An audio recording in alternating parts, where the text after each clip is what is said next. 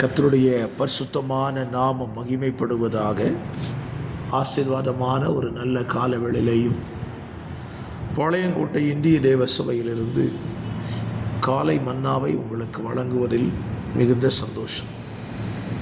கிருபையாய் கர்த்தர் கூட்டி கொடுத்த ஒரு நல்ல நாளுக்காக கர்த்தரை துதிப்போம். இந்த நாள் அக்டோபர் மாதம் 4ஆம் தேதி சனிக்கிழமை காலவேளை.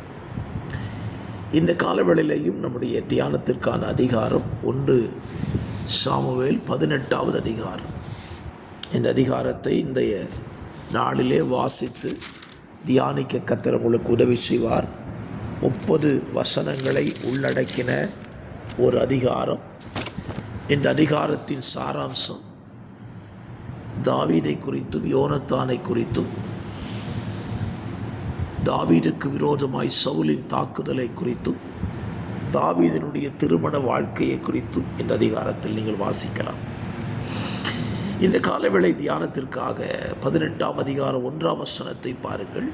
அவன் சவுலோடு பேசி முடித்த பின்பு யோனத்தானுடைய ஆத்துமா தாவீதின் ஆத்துமாவோடு ஒன்றாய் இசைந்திருந்தது. யோனத்தான் அவனை தன் உயிரை போல சிநேகித்தான்.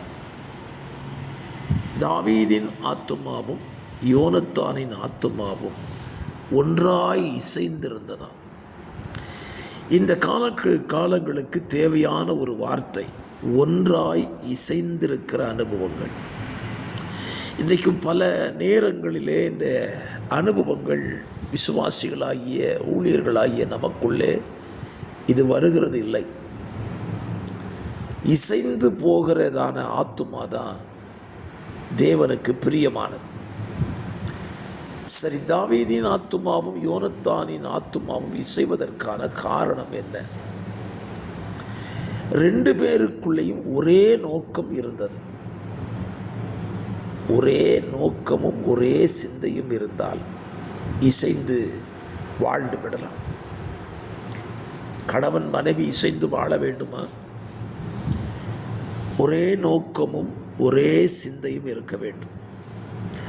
ஒரு ஊழியரும் சபை விசுவாசிகளும் இசைந்து வாழ வேண்டுமா? அதற்கும் அடிப்படை இதுதான்.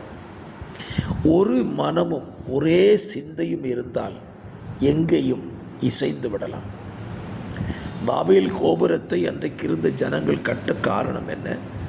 அவர்களுக்குள்ளே ஒரே மனம், ஒரே பாஷை, ஒரே பேச்சு இருந்தது. இன்றைக்கும் இந்த விஷயத்தில் தேவ ஜனங்களாகிய நாம் நன்மையான காரியத்திற்கு இசைந்து போவது எத்தனை நன்மையை கொண்டு வரும். தாவீதுக்குள்ளேயும் யோனத்தானுக்குள்ளேயும் இருந்த அந்த ஒரு சிந்தை என்ன? 1 சாமுவேல் 14ஆம் அதிகாரத்தில் யோனத்தானுக்குள் இருந்த சிந்தை பெலிஸ்தரை அழிக்க வேண்டும்.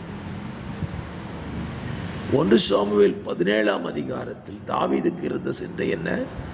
பெலிஸ்தர்களை அழிக்க வேண்டும். ஸோ 2 பேரும் ஒரே காரியத்தை செஞ்சிட்டாங்க, அதை செய்யவும் செய்தார்கள். ஆகவே 2 பேருடைய ஆத்துமாவை என்ன செஞ்சதுங்க? இசைந்து விட்டது. இந்த காலவெளியிலே கர்த்தருடைய வார்த்தையை கேட்கிற அருமையான கர்த்தருடைய பிள்ளைகளே, நீங்கள் எங்கே இருந்தாலும் ஒன்றாய் இருக்க, இசைந்திருக்க உங்களை அர்ப்பணியுங்கள். அது உங்கள் குடும்ப வாழ்க்கையாக இருக்கலாம், சபையின் வாழ்க்கையாக இருக்கலாம், எந்த காரியமாக இருந்தாலும் சரி, இசைந்து போவதில் ஆர்வம் காட்டுங்கள். பல நேரங்களில் இசைந்து போக முடியாதபடி சத்துரு பல சூழ்ச்சிகளை நமக்குள் செய்து விடுகிறான்.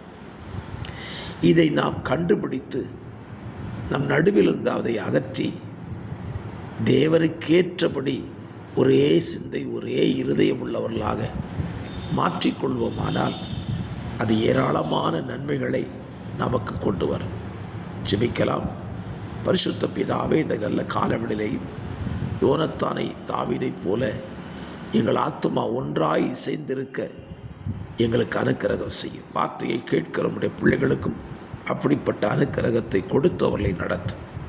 இரட்சகரும் மீட்பருமான இயேசுவின் நாமத்தில் ஜெபிக்கிறேன் நல்ல பிதாவே. ஆமென், ஆமென்.